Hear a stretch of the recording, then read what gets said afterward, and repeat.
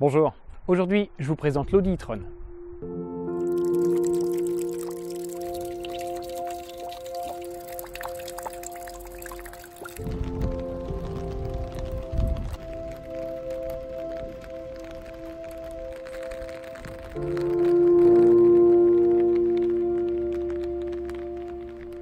L'e-tron est la première Audi à succomber à la mobilité 100% électrique. Après une présentation fin 2017 repoussée de plusieurs semaines suite à l'arrestation du PDG de la marque, le grand SUV électrique a dû faire face à la réaction plutôt urticante du public face à son nom. Il faut dire que comme package médiatique de départ, on a connu mieux. L'e-tron se place dans la catégorie des grands SUV. D'une taille similaire au Lexus RX, au Porsche Cayenne ou encore au BMW X5, ses concurrents directs sont plutôt électriques. Il y a les un peu plus petits Mercedes EQC ou Jaguar I-Pace et l'énorme Tesla Model X qui fait encore référence dans cette catégorie. Quoique... Avant de continuer cet essai, je tiens à remercier le garage Lorenz à Arlon pour le prêt de cette voiture. J'en profite également pour vous rappeler de vous abonner à la chaîne et de cocher la petite cloche afin de recevoir une notification lorsque nous publions une nouvelle vidéo. Si vous avez des commentaires par rapport à cette voiture, n'hésitez pas à les indiquer juste en dessous de la vidéo. Extérieurement, il n'y a aucun doute, nous sommes bien en présence d'une Audi. Tous les traits stylistiques habituels sont bien présents, même si cela ne se justifie pas techniquement. Comme pour cette grande calandre, dont le rôle est de conserver l'affiliation esthétique avec la gamme thermique. Globalement, la voiture est assez sobre et ressemble à s'y méprendre à sa demi-sœur thermique l'Audi Q8, avec qui elle partage sa grande plateforme modulaire transversale MLB Evo. Afin de voir que nous sommes en présence d'une électrique, il faudra avoir l'œil fin et identifier les petits sigles e-tron présents tout autour de la voiture. En tant que grand habitué de l'électrique, je regrette ce manque d'audace dans le style. Le néophyte, lui, sera déjà bien assez dépaysé par l'électrification.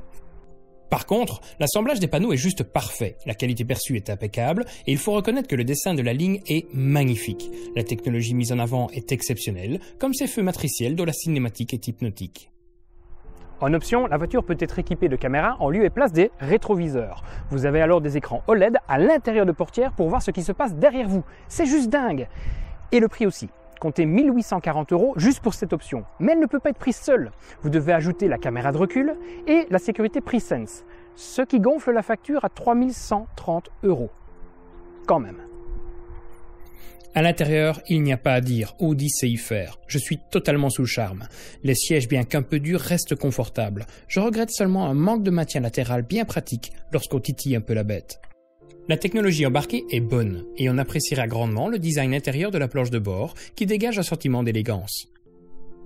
Les trois écrans qui composent le tableau de bord sont très bien situés et ils sont plutôt pratiques une fois le dépaysement ergonomique passé. Tout cela contribue à un intérieur très agréable.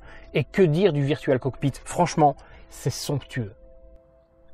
L'espace avant est spacieux, même si l'ouverture de la boîte à gants est tout simplement impossible avec un passager à bord. L'espace à l'arrière est très correct, avec de quoi installer 2 voire 3 adultes. L'espace aux jambes permet d'envisager de longs et confortables trajets, sans se soucier des grands gabarits. La sonorisation est digne des modèles haut de gamme de la marque, ce qui est très appréciable sur une voiture électrique.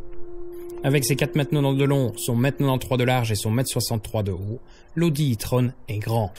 Le coffre bénéficie de cet espace et offre pas loin de 660 litres en configuration 5 places. Sous le plancher, on retrouve un grand espace de rangement supplémentaire, permettant de stocker facilement les différents câbles de recharge qui peuvent être nécessaires pour une voiture électrique. Si jamais tout cela ne vous suffisait pas, vous avez également un petit coffre à l'avant pour ranger vos câbles de recharge. Alors même s'il paraît moins pratique, personnellement je préfère mettre mes câbles ici, parce que je n'ai pas vidé tout mon coffre pour accéder à tout ce qui se trouve en dessous. Bon, arrêtons de parler, il est temps de démarrer la bête.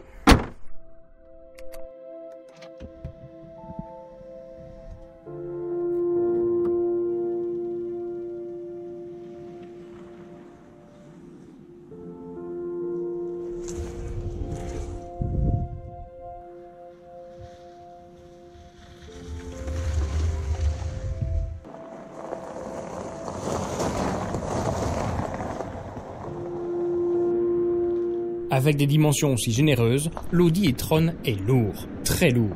Ces 2565 kg à vide avec conducteur n'en font certainement pas une ballerine. À vive allure, cette masse se fait ressentir en virage où le roulis reste perceptible malgré la présence d'une suspension pilotée. Dans tous les autres cas, il se conduit avec simplicité, la suspension pilotée filtrant alors les imperfections de la route avec aisance, rendant le trajet des plus agréables.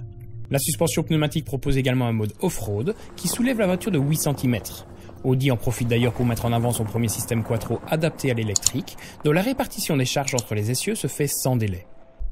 Puisque nous parlons du quattro, celui-ci est composé de 2 moteurs placés sur l'essieu avant et arrière, développant respectivement 170 et 190 chevaux. La puissance totale est de 360 chevaux et 561 Nm, et elle est disponible dès le démarrage. Il y a même une fonction boost, accessible pendant 8 secondes et qui fait passer la puissance du moteur à 408 chevaux et 664 Nm. Et là, ça commence à causer. Avec un 0 à 100 abattu en 5 secondes 7, l'e-tron accélère fort. La vitesse de pointe, quant à elle, est limitée à 200 km/h, et ce, pendant maximum 60 secondes, histoire de ne pas surchauffer la batterie et ses composants. L'énergie mise en œuvre pour déplacer cette masse est juste phénoménale, et il faudra bien compter sur les 4 freins à disque surdimensionnés pour arrêter la bête. Pour info, ceux-ci sont à commande électro-hydraulique, c'est-à-dire que la commande de la pédale de frein est électrique. Cela permet au système de freinage d'urgence d'agir beaucoup plus rapidement et protéger au mieux les occupants. Dans le cadre d'une conduite plus coolée, la levée du pied de l'accélérateur déclenchera le frein électromagnétique réglable depuis les palettes au volant, et qui rechargera la batterie en transformant l'énergie cinétique en électricité.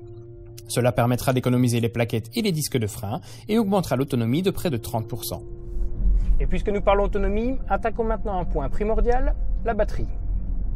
L'Audi est équipée d'une batterie de 95 kWh, dont 83 sont utilisables. Celle-ci pèse 700 kg, et vous commencez maintenant à comprendre pourquoi cette voiture est si lourde. Elle permet à l'e-tron de parcourir 417 km suivant les normes WLTP, même si lors de cet essai, en utilisant des routes assez variées, nous avons atteint une autonomie maximale de 360 km, ce qui fait pour la voiture une consommation moyenne de 25 kWh ou 100 km. Cette batterie peut être rechargée grâce au port de recharge qui se trouve derrière la roue avant gauche. Regardez-moi ça, quelle recherche pour une simple trappe de recharge. Et ce bouton, c'est juste magnifique. Par contre, je ne comprends toujours pas pourquoi l'avoir placé du côté de la route et non pas du trottoir. Et surtout au milieu de la voiture. Je pense que c'est le pire emplacement. Mais rassurez-vous, Audi a prévu une trappe supplémentaire de l'autre côté, disponible en option. À ce propos, la voiture embarque un chargeur pour courant alternatif de 11 kW qui permet de charger la batterie de 0 à 100% en plus ou moins 9 heures. Un chargeur 22 kW devrait faire son apparition prochainement. Si vous optez pour une borne en courant continu, le chargeur embarqué de 150 kW mettra alors 30 minutes pour passer la batterie de 5 à 80% de charge. Cool, non? Et si nous parlions maintenant d'un point qui pourrait fâcher certains d'entre vous? Avec un tarif débutant à 83 590 €, l'e-tron n'est pas donné. Et comme sur tout allemande qui se respecte, l'équipement de base nécessitera un passage obligatoire par la longue et onéreuse liste d'options. Alors j'entends et je lis beaucoup de commentaires de personnes criant au scandale car cette Audi consomme trop et ne propose pas un réseau de recharge digne de ce nom. Je peux comprendre ce genre de remarques. Mais ce serait oublier la vraie force des constructeurs historiques comme Audi, c'est-à-dire un réseau de distribution et d'entretien dense et à la pointe, et des voitures à la finition impeccable offrant des intérieurs incroyables, comme sur cette e-tron. Puis il est intéressant de rappeler aussi qu'Audi est partenaire du projet Ionity, qui installe des bornes de recharge très rapides à travers toute l'Europe. Alors cette Audi, une bonne voiture ?